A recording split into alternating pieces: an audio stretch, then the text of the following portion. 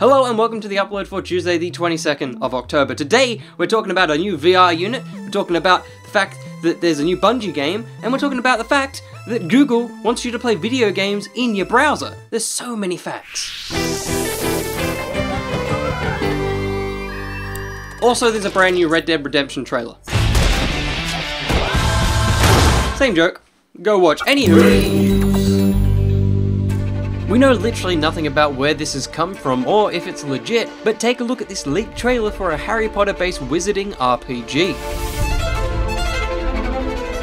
Rumour has it it's coming from Rocksteady and will be based in the 19th century in Hogwarts School of Wizardry and Magic, whatever it's called.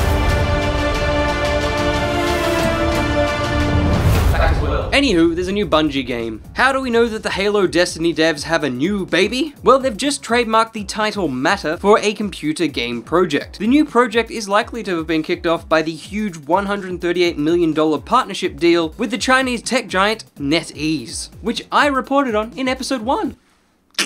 No other details about the Matter are known apart from this image found alongside the trademark listing. So there's paint, and it's splotchy. So I assume a Splatoon/Destiny crossover thing? I'm hyped. Whatever it's gonna be, people, they'll enjoy it for a week, and then they'll just get over it. But something that Google hasn't quite gotten over yet is their weird video game streaming service thing. There has been rustlings of a browser-based streaming service for quite some time, but now we have a name and a direction. Project Stream. Yeah, it's pretty dry. There's not much to it, really. It's a project for streaming. The service will allow you to play AAA titles in your browser. With just a control tab, you could be playing Assassin's Creed Odyssey in the next tab. Just that game though, mainly because the new Assassin's Creed will be the test title for the service, with a limited number of participants able to test the service come October 5th. You can sign your life away by joining the beta, there's a link down below, but if you want to sign your life away with something strapped to your face, come with me.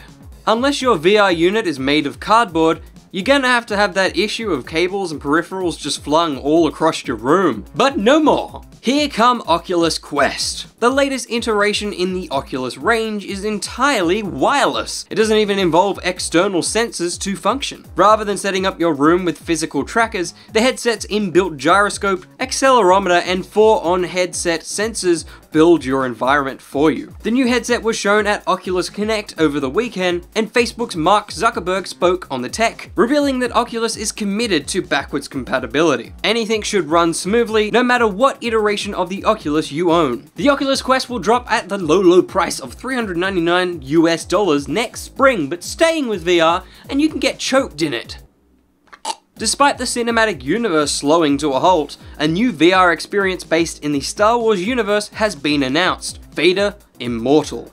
The VR title is the beginning of a 3-part story series based in the Star Wars universe. This first installment has us trekking the lava castles of Mustafar. Oculus did stress, however, it's less of a game and more like an interactive experience. There's things and moments that happen that feel gamey, but they don't want you to think it's a game. But some of those moments appear to be lightsaber combat, and ILM X Lab have been working side by side with Hellblade's Ninja Theory to perfect the craft of sword-on-sword action. So this is gonna be good, or maybe it might be. I just want a new good Star Wars game. Is that so much to ask? Do you have to cancel the good ones?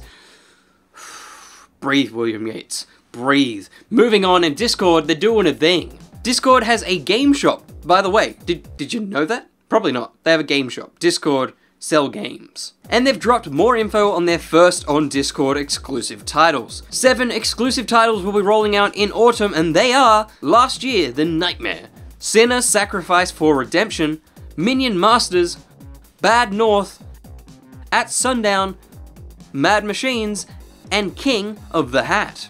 I guess the one thing to take away from this is that, the big guys are pushing the little guys to the front. They're getting the indie games out to the gaming audience. Good stuff. Moving on to the big guys. The Last of Us 2's release window has seemingly been confirmed for 2019. Celebrating Outbreak Day last week, PlayStation Music dropped the game's main theme on YouTube, along with some live recordings of Baker and Johnson from PSX last year. But that's not the exciting bit. Before hastily being changed to 20 ? The game's title was consistently succeeded by 2019 in the video's description.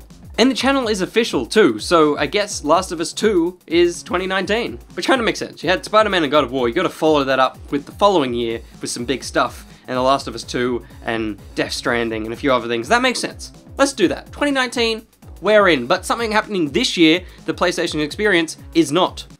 I'm going to clarify that when I go into the overlay. That was very confusing. The yearly PlayStation Experience Showcase has been called off this year, and PlayStation's reasoning is pretty sound. Sony's chairman, Shaw Lyndon, explained that now that they've got their big titles out for the year and showcased all they can of what's to come, there'd be no reason to force people to travel to some location for a big load of nothing. So sit back and relax. And listen to Skrillex. Wait, what?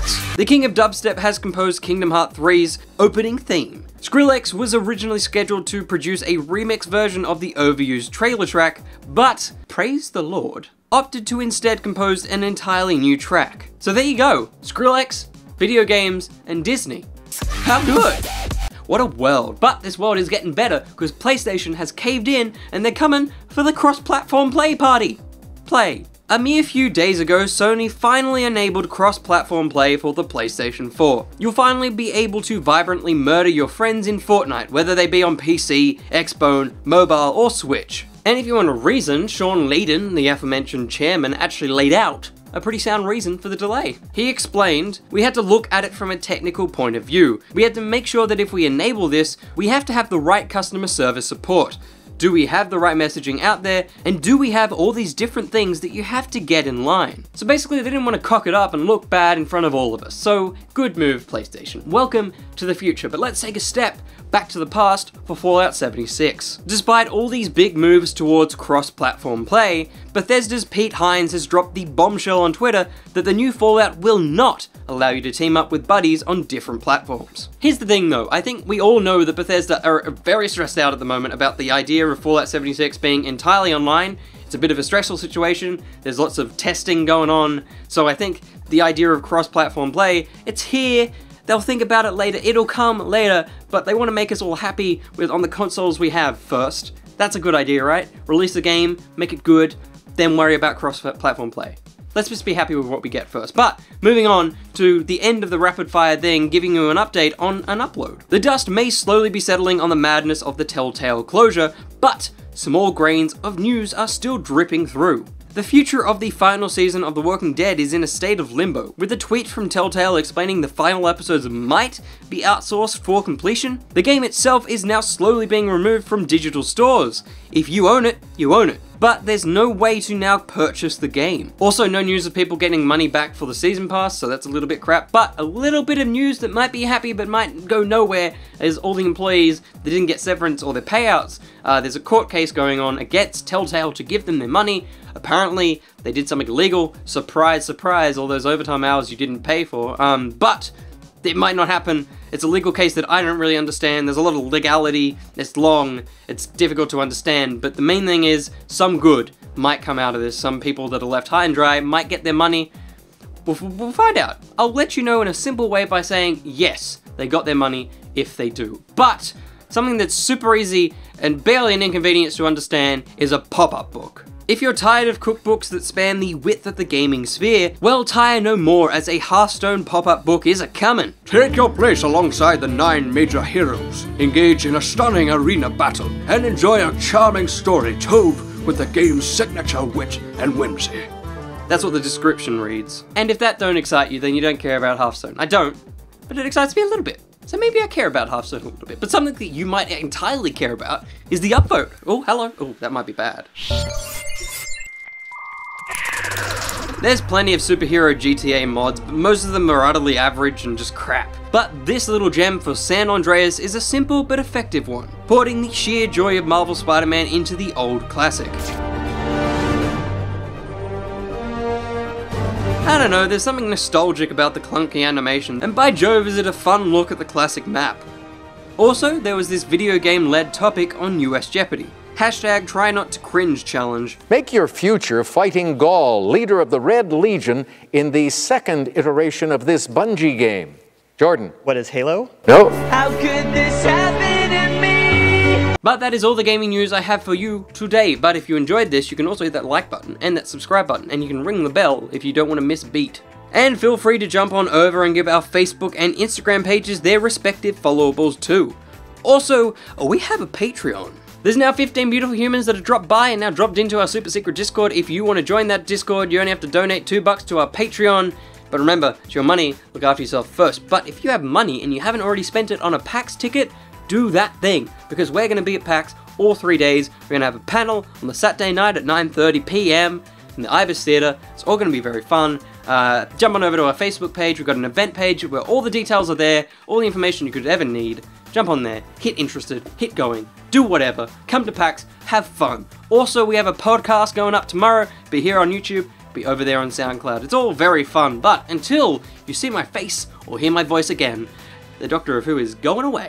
When I say going away, I just mean going to have dinner and then editing this video. But you can also hit that subscribe button if you haven't already over there. There's 2 videos up there, and it's all very fun. I'm very tired. I'm very tired. I'm very tired.